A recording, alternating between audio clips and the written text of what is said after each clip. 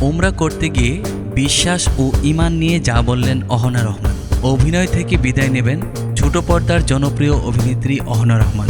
বেশ কিছুদিন আগে এমনটাই জানিয়েছিলেন এই অভিনেত্রী।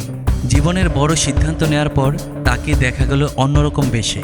তিনি উমরা পালন করতে গেছেন, সেই ছবি প্রকাশ করেছেন নিজেই। কাবাগরের সামনে দাঁড়িয়ে ছবি পোস্ট করে তিনি লিখেছেন, আমার প্রিয় 2024 সাল, তুমি আমাকে এই বছরের শুরুতে অনেক কিছু দিয়েছ, আবার অনেক কিছু কেড়েও নিয়েছ, এবং মানুষ যে অনেক রকমের হয় সেটাও চিনতে সাহায্য করেছ।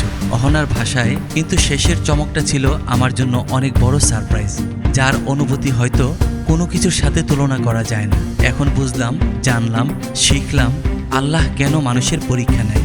বিশ্বাস এবং ঈমান আরও মজবুত হয়ে গেল। তিনি জানালেন, আল্লাহ জীবন থেকে তুচ্ছ জিনিস নিয়ে উত্তম জিনিসটা উপহার স্বরূপ ফিরিয়ে দেন। আমার একটা স্বপ্ন ভেঙেছে, কিন্তু সবথেকে বড় স্বপ্ন আবার পূরণও করেছ, তাই তোমার ওপর কোনো রাগ নেই। সবশেষে তিনি লিখেছেন, আমি বিশ্বাস করি আল্লাহ যেভাবে বছর শুরু করিয়েছেন সুন্দর করে, ঠিক এমনভাবে সুন্দর করে শেষও করাবে। আমি তোমার শুরুটা যেভাবে শুরু করেছি, তুমিও আমার সাথে শেষ পর্যন্ত এমনি থাকো। সবাইকে নতুন বছরের শুভেচ্ছা।